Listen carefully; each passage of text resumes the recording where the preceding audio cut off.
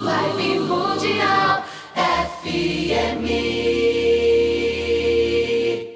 Agora, a nossa parte assim, de conhecimento, né? Você sabe, eu como comecei a minha vida como tipógrafo, né? Quantos anos você tinha, essas? Eu comecei com 9 anos de idade. Ô, rapaz, exploração infantil isso aí. Era exploração, era exploração infantil, eu não diria isso. Acontece que na época, né? Nós tínhamos a tipografia de chumbo, né? Que é aquelas pecinhas, né? Os tipos móveis, né? E o meu pai, né, era um impressor minervista, né, e precisava complementar a renda dele para sustentar a família, afinal não era fácil, né? E nós conseguimos, e ele me ensinou a mexer com os tipos móveis, quer dizer, montar o que nós chamávamos de chapa, né, ou forma tipográfica. É aquele chumbo, aquele tipo de chumbo estanho antimônio. Você aprendeu, você aprendeu. Chumbo antimônio estanho, exatamente. Ali você mexia na mão, mas não usava luva, nada, não. Luva, cara, né? Só para amenizar, quando eu comecei a trabalhar numa gráfica mesmo, eu já era tipógrafo, o dono comprava 2 litros de leite, tomava leite que nem louco. Era a única coisa que tinha, mas tinha o pó de chumbo, né, que é problemático, tá mais na época, né? É aquela coisa, nós tomávamos água de torneira e ninguém morreu, tá todo mundo aí. Né? E assim eu fui aprendendo, né? Fui aprendendo e tal, depois eu estive na Escola Técnica Antártica, né? Lá lá perto do Arca, né? Isso, exatamente, tinha o Arca, né? Fundação Zé Renner, né? E lá eu complementei a parte técnica mesmo, né? Mas eu já gostava da brincadeira, né? Amo as artes gráficas até hoje, né? Sempre estudioso de artes gráficas. E aí foi embora, de repente, né? Eu fiz um concurso no Senai. Né? Na época que eu fiz concurso do Senai, o operário ele não tinha formação acadêmica, entendeu? Era formação prática, Prática porque não mesmo. tinha escola de artes gráficas. Não tem até hoje, né? Só tinha o próprio Senai, que nós montamos, né? Que eu, você e outros mais. E fiz o concurso, isso acho que foi em 74, 76 me chamaram, né? E como tipógrafo, composição manual mesmo, né?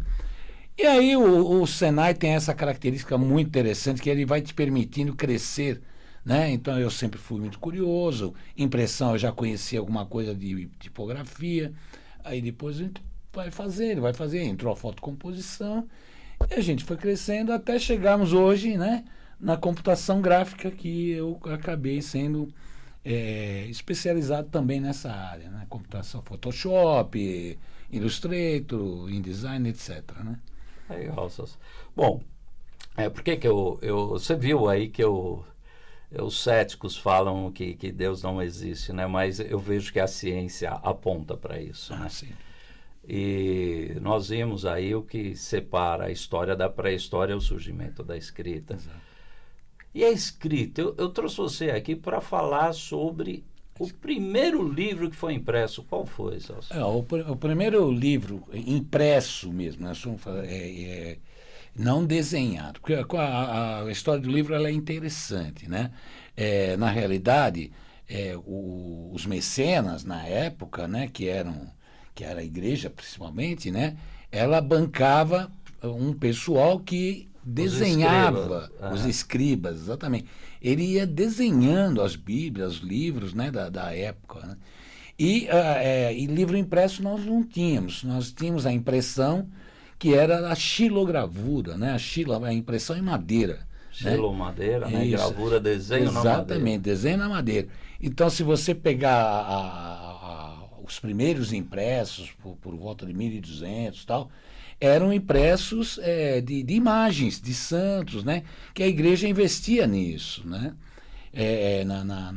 Na impressão de imagens, porque a alfabetização era pequena, né? Então era só poucos que tinham E depois nós tivemos o aparecimento de um senhor chamado Johann, né, Gutenberg, né? Gutenberg. Quer dizer, era um visionário, sem dúvida nenhuma, né? E o Gutenberg foi o primeiro a começar a imprimir livros, né? A fazer.